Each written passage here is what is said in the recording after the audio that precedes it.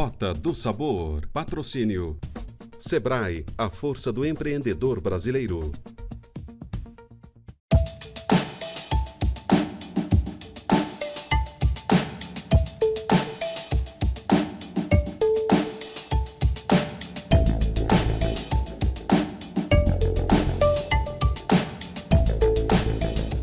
Estamos começando mais um episódio da Rota do Sabor. Rota que dessa vez me trouxe à zona leste de São Paulo, no restaurante Casa Rios. O produto que a gente vai conhecer hoje são os nibs de cacau.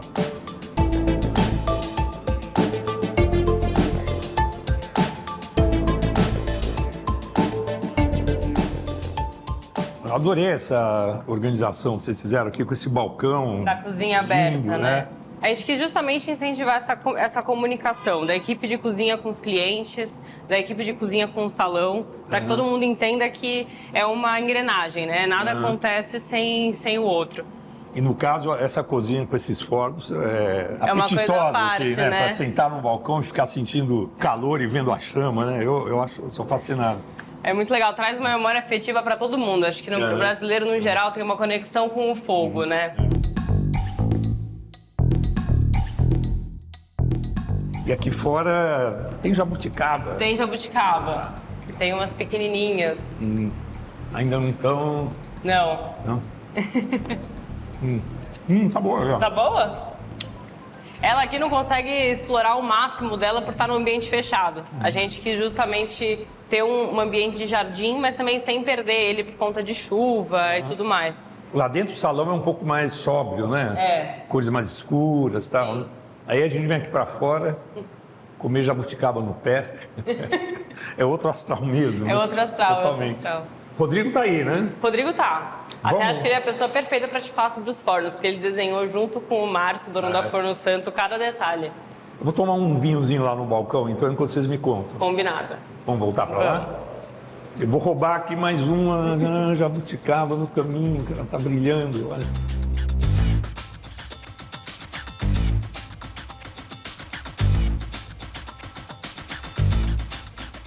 Fala, Rodrigo. Tudo bem? Eu vou sentar ali um pouquinho, tudo bom? Prazer em vê-lo. Tudo bem, tá? Queria conversar com vocês aqui sobre a nova Casa Rios.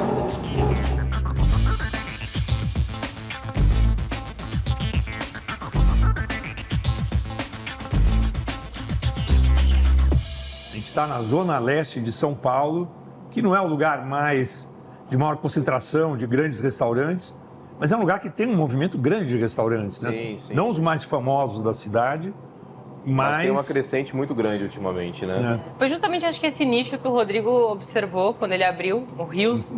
Foi em 2016? 2016, início de 2016. Isso. O Rodrigo abriu com a família dele, investimento familiar pequeno. Sim. Ele estudou na Moca, então percebia muito esse movimento de crescendo aqui na região. E é isso, foi um desafio, né, pra gente. O estilo de cozinha que a gente segue. Já era uma cozinha contemporânea e Já autoral, era uma eu cozinha lembro. contemporânea, autoral, exatamente. A gente sempre teve um foco em produto, em tentar valorizar produto. E na região, estava construindo muito essa ideia ainda, né? A gente não tinha nenhum restaurante com foco gastronômico. A gente teve uma pausa no final de 2019 e acabou retornando com esse novo projeto, que na verdade a gente fala que é quase que uma evolução, né? A gente chama de Casa Rios. A gente serve as pessoas como se estivessem na nossa casa.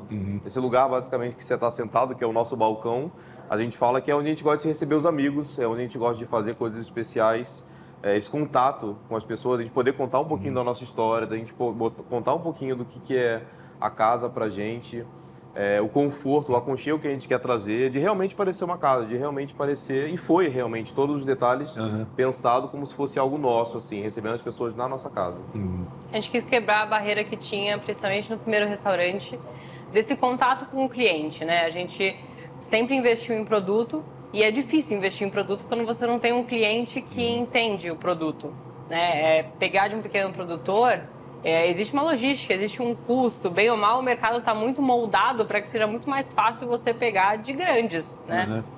Muitas vezes o cliente não quer só ouvir uma descrição do prato de um garçom, ele quer que o chefe fale o porquê daquele ingrediente, né? Então a gente quis quebrar primeiramente essa barreira e conseguir ter o cliente olhando a gente e a gente olhando o cliente. Então, o cliente vendo tudo o que acontece. Temos clientes que falam assim, nossa, mas eu não sabia que demorava tanto, né, tantas etapas. Tem produtos, pegar o pãozinho...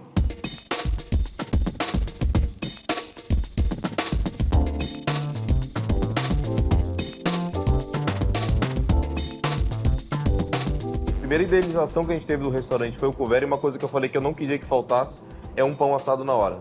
Eu acho que não tem nada mais afetivo do que você pegar um pão quente, você poder rasgar, sair aquela fumacinha. E esse couvert representa um pouquinho o nosso desafio de pandemia, porque a gente também ficou muito recluso em casa, por mais que a gente tivesse com outros projetos. E o nosso início de refeição basicamente sempre era um pão tostado na brasa, porque a brasa foi o nosso aconchego na pandemia. Uma manteiguinha que a gente produzia em casa e uns escabeche de vegetais que a minha família faz durante muito tempo já. Então a gente quis trazer exatamente o que a gente come em casa para os clientes também sentirem o que era o nosso dia a dia. E acabou se tornando a nossa assinatura, né? Tem todo o nosso carinho, tem todo o nosso foco de ingrediente, o milho do pão é todo especial, a manteiga a gente produz aqui de uma fazenda super parceira nossa. Eu acho que o que não pode faltar aqui também é um vinhozinho para acompanhar, né? Olha essa fumacinha. A fumacinha faz diferença. Esse aqui é um vinho super especial também, brasileiro, Vale dos Vinhedos, um laranja. A gente adora. Acho que o Brasil também está evoluindo muito nessa característica. É da Vanessa, né? É da Vanessa Medin. Uhum. É um chardonnay com malvasia que a gente acha fantástico. E a manteiga a gente fez aqui um pouquinho diferente, né? A gente, para trazer mais o elemento da brasa, que é nosso desafio no restaurante, ter o fogo como elemento principal, sem se tornar algo cansativo no paladar. Sim. Então a gente defuma o creme de leite da Fazenda Atalaia, depois bate a manteiga a partir desse creme de leite defumado. E também é uma coisa que a gente prioriza ter manteiga super fresca e tirar um pouquinho esse conceito das pessoas que manteiga é uma coisa que, putz, compra, fica na geladeira meses e meses, e que é muito melhor você trabalhar com um produto fresco, né? Sim, sem dúvida. Esse pão é sensacional, né? Porque ele infla, né? Ele Na verdade, ele não chega a ser uma broa tradicional, ele é inspirado numa broa, mas para a gente poder assar um pão na hora, a gente pega quase que uma mistura entre a massa de pizza e a mistura com a broa. Então a gente tem uma parte de polenta aí dentro, flocos de milho, tem o toquezinho de erva doce, que é onde dá o nosso sabor afetivo de broa de milho.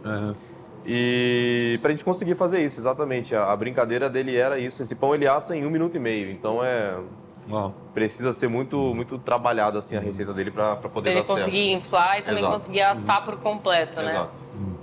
Essa caponata não, É um escabeche de vegetais que a gente chama. São vegetais tostados na brasa, a gente tosta pimentão inteiro, cebola inteira, tira a pele deles. E aí a gente tempera, né, com um pouco de vinagre, alho, alecrim, tomilho, azeite, faz um temperinho como se fosse um escabeche mesmo. E ele vira quase como uma conserva mesmo, né? Sim.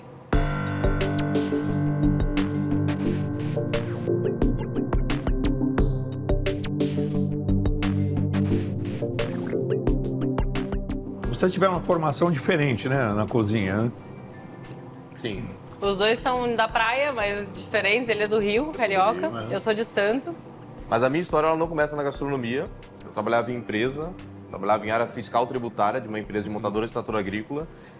Já estava terminando a faculdade de administração e tudo mais, e eu me vi meio perdido e percebi que eu não queria ficar sentado atrás de uma mesa de escritório durante todos os meus dias. E eu comecei a pesquisar, na época estava muito em alta programas televisivos de fora do país, não dentro do país ainda. E eu vi aquela dinâmica de cozinha e falei, putz, é isso que eu preciso para minha vida. Acabei largando tudo que eu tinha, terminei a faculdade, administração, tudo, mas larguei emprego, larguei tudo. Passei um período fora, Espanha e Canadá, que aí me deu muita bagagem, aprendi muita coisa. E aí voltei pro Brasil, foi quando eu conheci a Giovana, no Atmo. Os dois trabalhavam com o Jefferson, então? Os dois trabalhavam. Na mesma época. Eu fiquei um pouquinho mais de tempo, fiquei quase 1 ano, o Rô ficou menos tempo. É. A gente trabalhou esse período curto no Atmo. Eu fui passar uma temporada depois no Canadá, voltei. E aí a gente se encontrou novamente, né? E aí ele saiu desse restaurante para montar aqui o primeiro Rios.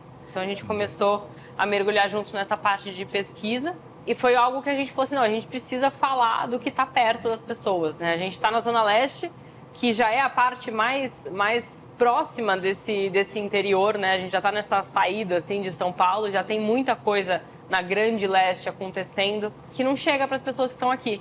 E normalmente quem mora no Tatuapé quer sempre ter a referência ou de fora do país, ou de restaurantes mais um polo gastronômico de São Paulo, mas às vezes não olha para a sua própria região. Então a gente, como turistas da Zona Leste, a gente não é da Zona Leste, começou a olhar mais para cá e ver, caramba, se eu tô num restaurante aqui, né? A gente tem todas as dificuldades de trazer o cliente para cá, a gente entende essa resistência do trânsito, de N outros fatores, mas o que a gente pode trazer de bom? O que a gente pode realmente se aproveitar de estar fora dessa rota gastronômica, né? Quem está mais perto da gente? Então a gente começou a olhar mais para produtores que também estão nessa mesma luta que a gente.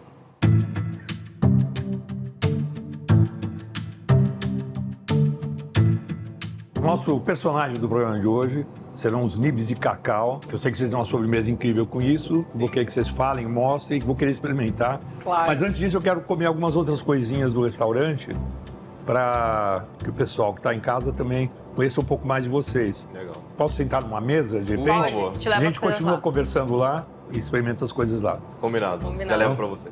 Tamo indo, então.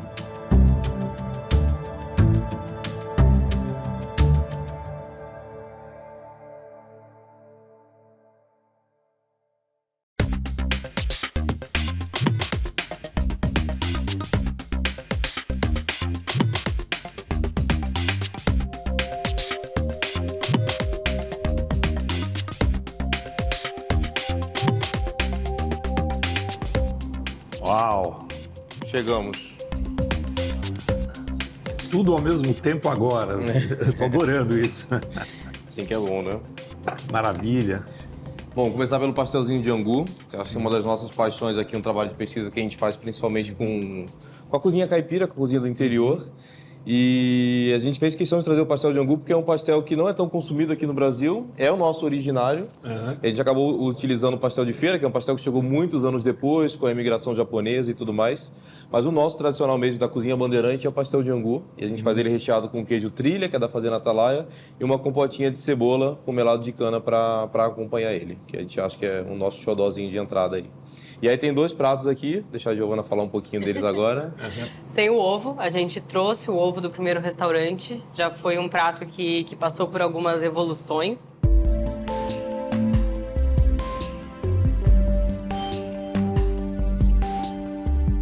Embaixo a gente tem um curau de milho com poejo, para trazer um pouquinho do frescor, uma farofinha de milho com torresmo, o ovo frito caipira e uma fonduta de requeijão da Fazenda Atalaia, levemente defumado.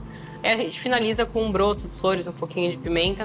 É um prato bem comfort, assim, a gente quis dar o toque do poejo para elevar um pouquinho, né, trazer um pouquinho esse frescor. Sim. Mas é um prato que coloca o ovo como estrela. A gente gosta muito dessa coisinha de mergulhar com a colher, geminha mole, chuchar, é outra coisa que a gente gosta. E por último, a lula.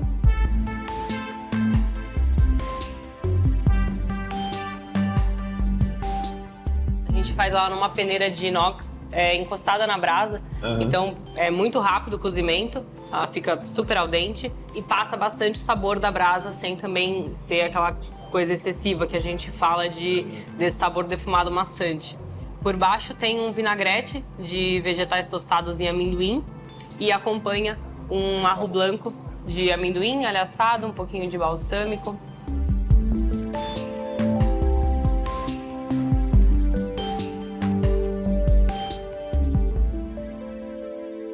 Nem sei por onde começar. Vou começar pelo pastel de angu. Pelo pastelzinho, acho que é a melhor pedida, viu? É. Milho é uma paixãozinha nossa que a gente tem.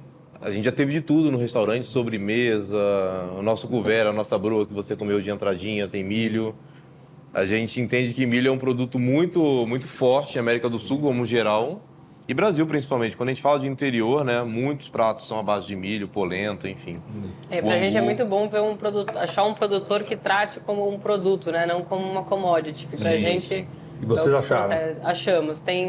A gente trabalha principalmente com 2 fornecedores, né? A gente trabalha com o pessoal do Projeto Criolo, Lá de Minas Gerais, né? de Minas Gerais, e tem também Bragato. Que é outro fornecedor muito legal também. De São Paulo? Sim, uma friculariia, né? Bem pequena, na verdade, mas enfim, o produto deles é incrível. Os flocos de milho, fubá mimoso, toda a linha de fubá, de milho processado que vem deles é muito legal, é muito bom. Inclusive, o pastel de angu é deles, né? A farinha deles, que é bem farinha legal. deles. Sim. Você fala, pastel de angu pode parecer para muita gente que vai ser uma coisa como um angu grosso e mais pesado. E na verdade faz uma crosta tão fininha, tão delicada. E é super delicado, né? E ainda por cima é macio, assim, é um travesseirinho, né? Sim. Poderia comer a porção inteira, mas eu quero agora... Eu continuaria com a lula, que eu acho que ela tem um contraste bem legal entre frescor e o defumado da lula. Tem um contraste legal também de temperatura entre a lula quente e essa emulsão de amendoim fria. Também é uma entradinha que faz muito sucesso aqui. Essa aqui é de São Paulo, né? Essa é de São Paulo. Essa vem próxima de Ilhabela, né? Em termos de frutos do mar, a gente trabalha com alguns produtores, né? A gente tem o pessoal da Mar Direto, né? Tem também o Johnny da Marisco. E tem o pessoal do Projeto Amar também, que a gente adora também, que são Ilhabela. E fazem com a gente mais um trabalho de desenvolvimento de novos produtos. A gente para desenvolver novas técnicas, alguns embutidos, outras maneiras de usar o peixe por inteiro, né? Como é que a gente consegue prolongar a vida de um peixe, seja uma linguiça, algum outro embutido. Então, estão com a gente aí pensando sempre em novidades. Bom, falta experimentar ainda mais um prato. Falta o ovo. Aqui tem milho de novo por baixo. Esse ovo, na verdade, foi um prato que a gente criou no restaurante, no primeiro restaurante. O legal desse prato, a ideia é pegar uma colherada e poder comer tudo junto. Tem aqui o curau, a farofa, o ovo, o poejo. Peguei de baixo para cima, peguei tudo. A gente acredita muito que não existe regra para comer, né? Isso é um prato na entrada, né? Isso é uma entrada. Ela é um pouquinho maior do que as outras entradas, pela composição dela, do que precisa. É a pedida da casa, assim, é um clássico nosso que a gente carrega. Bom, enquanto eu vou atacando aqui, vocês podiam tomar conta da nossa estrela, né, do programa. Claro. Que vai ser o chocolate, nibs de chocolate. Nibs né, de chocolate. que vão estar na sobremesa. Agora, vamos trazer agora. Então, cada um a sua função. A minha é continuar atacando aqui. Aproveite.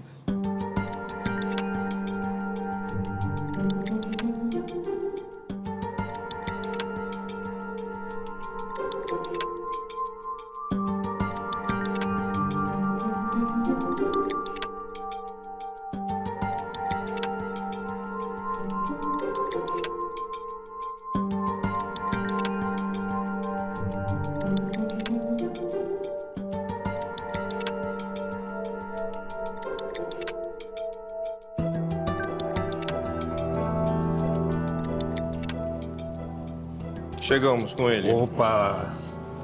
Lindo!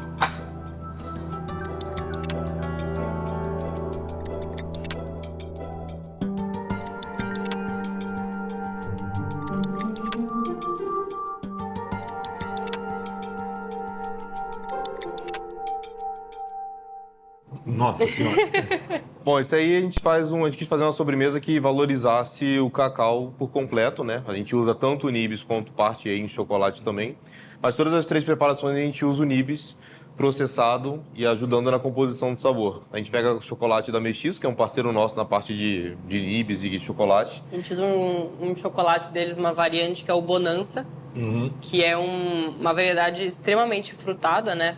Que é típico de lá, na verdade, né? Foi descoberto lá por eles. E a gente usa esse porque ele tem a característica frutada, além de ter uma notinha tostada de fundo e tudo mais. A gente complementa a sobremesa com o nibs exatamente para extrair um pouco mais essa coisa da nota tostada. Então a gente tem o nibs presente tanto no pó quanto dentro do bolo, com essa crocância que vai dar.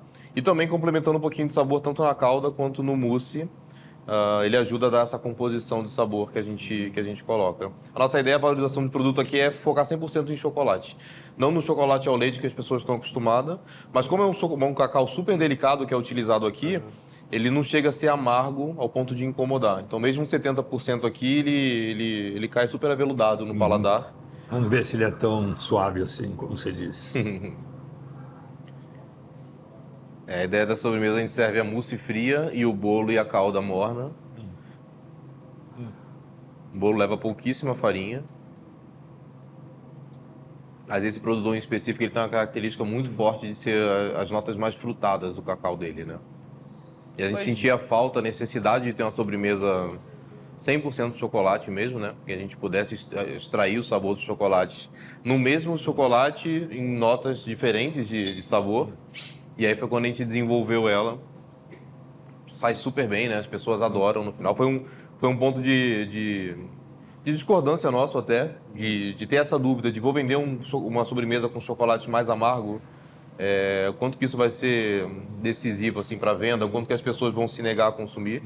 Mas, para nossa surpresa, com muita pesquisa também, lógico, né, a qualidade do produto faz muita diferença. A gente entendeu que as pessoas aceitam, sim, chocolates que sejam mais amargos, né, que não sejam só o leite. É impressionante. Eu gosto de sobremesas com frutas, em geral. Sim. Essa não tem, quer dizer, essa tem um fruto que é o próprio cacau. Cacau, né? sim. Mas tem realmente essas notas frutadas, assim. Sobressai muito, né? E dá uma leveza, assim, dá uma alegria, dá um colorido para a sobremesa que nem sempre está associado ao chocolate. Não, e você falou exatamente uma coisa que é curiosa, né? As pessoas olham para o chocolate e não enxergam como uma coisa Brasil, né? A gente, durante muitos anos, durante décadas e séculos, a gente produziu e produz ainda um dos melhores cacás do mundo. Só que o processamento foi sempre feito fora do Brasil, né? E aí a gente consumiu o chocolate interno sem grande qualidade e o chocolate externo voltava pra gente, o cacau que a gente produz voltava pra gente por um preço super alto e a gente entendia que era um produto de fora, né? E curioso, eu acho que hoje o chocolate, o cacau, ele tá dando vida a gamas gigantescas de unibis, o leite de cacau, o mel de cacau, tudo.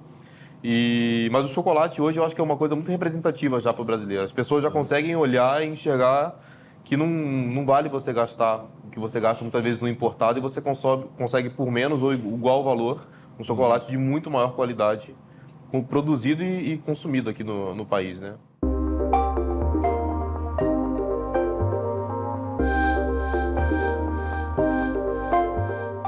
O que é indicação geográfica? É dizer de onde viemos, quem somos, o que produzimos e a nossa área, nossa propriedade está dentro dessa poligonal. E todos os outros produtores que participam dessa poligonal têm o privilégio de entregar um cacau extremamente de qualidade, palatável, adequado à produção de um chocolate de primeiríssima qualidade, sabor maravilhoso e também dizer um pouco da nossa história, que G também é contar a história.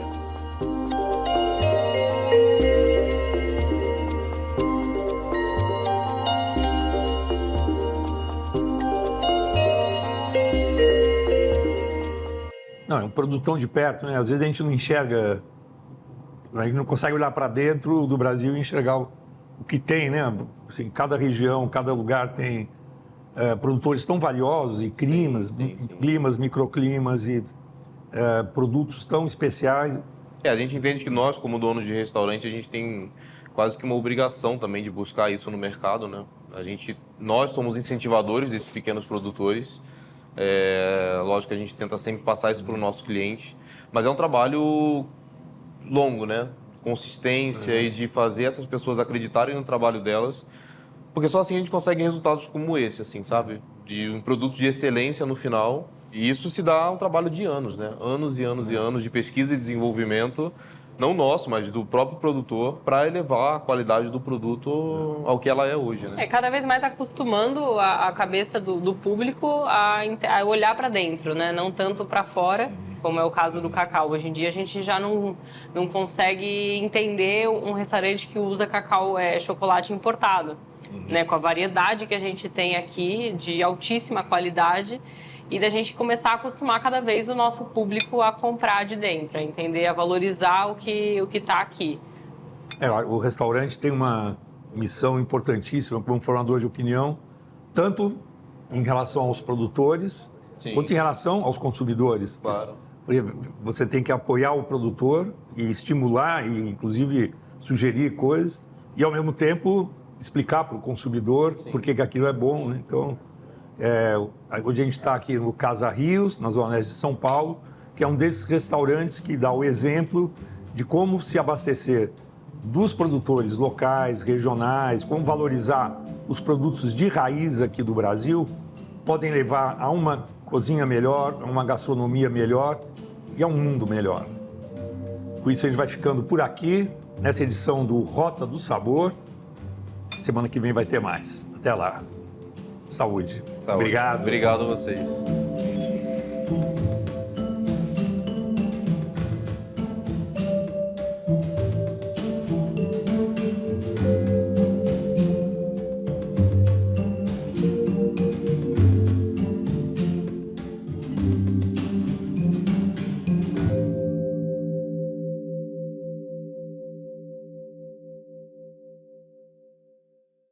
Rota do Sabor. Patrocínio.